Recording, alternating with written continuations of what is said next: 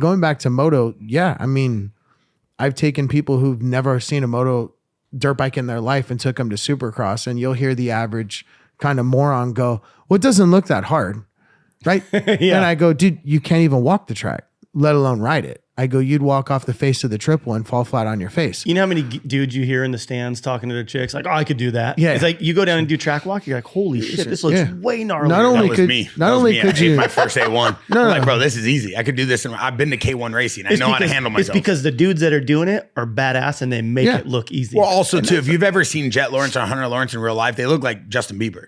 Ain't no way I'm looking at those guys being like, this is one of the gnarliest athlete in the world. One of the most elite athletes I've ever seen. Bro, Jet Lawrence walked into a coffee shop with me. I swear, I literally think the girls thought he was Ryan Gosling. I'm like, yo, this dude's an athlete. And Hunter Lawrence, he literally looks like he has like $500 billion and runs a hedge fund. He got perfect hair 24/7. Like, these guys don't look like elite athletes, but they are. Bro, just riding the bike in the mountains with my friends, I was like, bro, this is the hardest thing I've ever done in my life. I can't imagine what those guys go through. I mean, they were, you know, Hunter always breaks down his heart rate and they really track it. So, you know, on some moto talk, like watching these guys' heart rate at a supercross, how fast they're going, the amount of staff, the team, everything that goes into that. And then on top of that, being able to control their body and their breathing. And being perfect every single lap. It's got to be one of the hardest sports in the world. no, I think for It's sure. up there with getting hit in the face.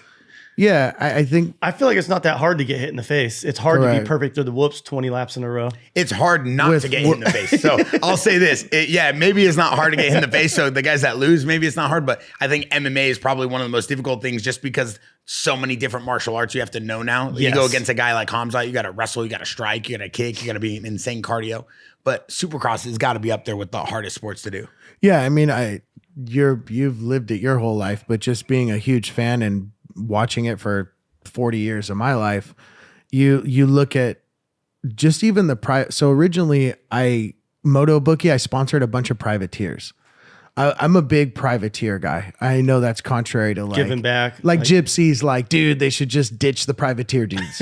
And I'm like, yeah, I go, but those guys are also what make up the sport. Like sometimes you'll be watching the battle from 9th to 12th. Yeah. And it is the sickest all out warfare. Take your leg off, like run your wife over to get a payday tonight.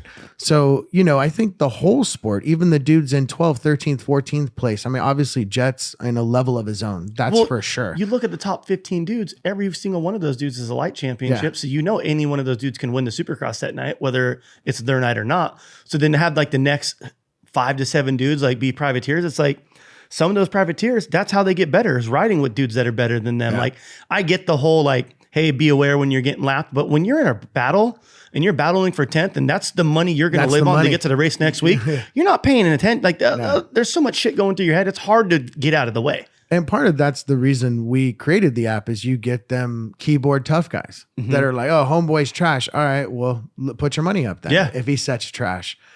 You know, it's something I had I've been a big thinker my whole life, and kind of one of the original things I wanted to do was I was doing a bunch of sponsorship with the privateers. And if Bets On goes anywhere half as good as we pray it goes, that's still going to be my passion is creating some sort of funnel to give back to the privateers. I think what's really handicapped moto from going big is having something like a rider union, you know, where these dudes retire. And I saw the podcast not too long ago with your buddy that was on it, and he was kind of talking about the addiction piece. And, you know, how many of these dudes get out there for a Chisholm, get out there 20 years of their life out there battling, their bodies are shot, and then they walk away from the sport and they don't got a penny to their name. And I think one thing that needs to happen to take moto to the next level is creating some sort of foundation so that when these dudes are done with the sport, there's something there for them, whether it's a union, some sort of a retirement fund. And people are probably going to think I'm crazy, but as much money that comes through the sport, and I know, you know, there's a lot of money that comes in and out of this sport, to be able to set some of these riders up to where they have a future.